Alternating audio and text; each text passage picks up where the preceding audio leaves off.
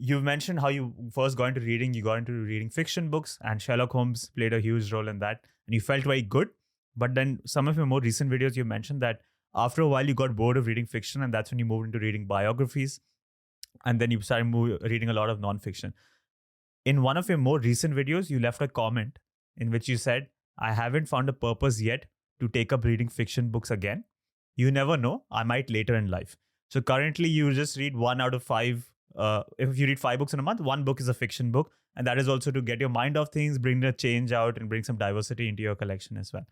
So, keeping that in mind, Jordan Peterson, who I'm sure you're very well aware of, clinical psychologist, he often talks about the power of storytelling. And he says that he gives religion as an example, where he says that stories have this evolutionary benefit of being able to condense really complex ideas of morality and ethics into these simple stories that have easy repeatability, good narrative about good over evil, and that can survive over generations. And it's a very strong, powerful medium of conveying these ideas. So that's Jordan Peterson's idea. And then what I want to check with you is, do you think there's merit to that argument? Do you think it's possible that a person can read just only fiction all his life and still gain a lot out of it? Or do you feel like there'll always be a much higher return on investment from just reading non-fiction books?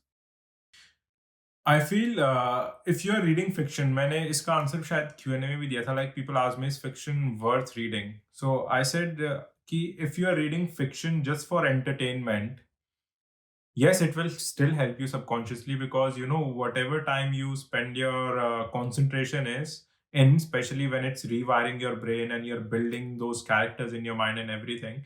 But this is what these are my point of views. I don't know if there's been a scientific research or not behind this. But what I feel is, but if you just read it just for entertainment, then I think it won't give you as much benefits as possible. Like for example, if you look at Harry Potter, for example, okay. So if you see Harry Potter, it goes so deep into concepts of friendship, trusting each other, and sacrificing for each other.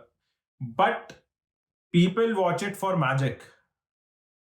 You know, most people watch it for magic. So this is what I feel, where fiction is a very gray area, where most people watch it for entertainment rather than thinking deep about those relationship building, that politics, that sacrifice, thinking more about those concepts. And if you are reading it just from that entertainment point of view, then it's of no use, because Harry Potter is much more than just magic. Okay, so this is where yes, storytelling is a very, very important skill. And if your fiction reading is very, it has a purpose behind it, that why are you reading fiction? For example, I'm a lonely guy who doesn't have friends and I want to make friends through fiction books. I have a purpose behind it. Okay, so I will try to soak in more from those books. I will try to attach myself more with the actions rather than just the glamour of fiction. And this is where I feel religion, especially in India, has gone wrong as well. Ki I don't know if Ramji, Krishnji, all these Indian lords, they were real or not, but they have some very nice stories behind them, and people remember their actions. Ki Ramji ne Ravan ko mara, Krishnji, he picked up a whole mountain with his fingers, and those kind of actions give people dopamine. Oh my God, our gods are so great. But they don't think about the reason behind those actions. They don't spend time discussing the reason behind those actions. For example, it could be a simple debate ki was killing Ravan a good thing or a bad thing? Okay, this can be such a good philosophical debate, but people won't get into it because it's very uncomfortable and they just want to get dopamine out of a closure. And this is where I feel nonfiction helps, because nonfiction focuses on the reasons behind those actions. For example, if you pick up biographies, you connect more with those reasons rather than just the glamour of Obama becoming the president. You will focus on his journey, like how much failures he dealt in his life and all the rejections and what was his career ladder. Because it feels more real to you, you try to focus more on the journey rather than just getting the dopamine out of that final result.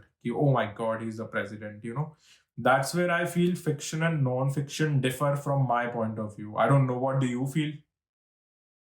Sorry, Daksh, you're out of questions. But Your opinions, I your must thoughts, say, yeah. it's a very interesting point you raise. That when you read fiction, it's more important to focus on what the learnings are and what the message is in the book rather than the actual actions, which normally in fiction books has been glorified or exaggerated to a certain extent and is usually there to drive a certain point. So it's more important to focus on the point rather than how cool a character is or what event that they've done. I think it Exactly. is a very fair point taken. Uh, and that's all I will comment on it No, recently so I far. watched Shrek. Recently I've started watching the Shrek series. Okay. And now I watch it from the point of view I told you, the reason behind those action. And it makes so much sense that they're trying to provide so much meaning to people, to younger kids especially. But I don't think younger kids are, or the parents of those younger kids are, that involved in the movie to pull out those lessons to tell their kids, okay, why did Shrek did that? Why did Shrek do that? The reason behind it. It's more about, things get over glorified in their minds. That's what I feel. But yeah, it was a very good question. Very good question, man. Especially the way you dug up my comment from, I don't know which video did I comment it on. The way you have dug up, it's like you've done proper homework.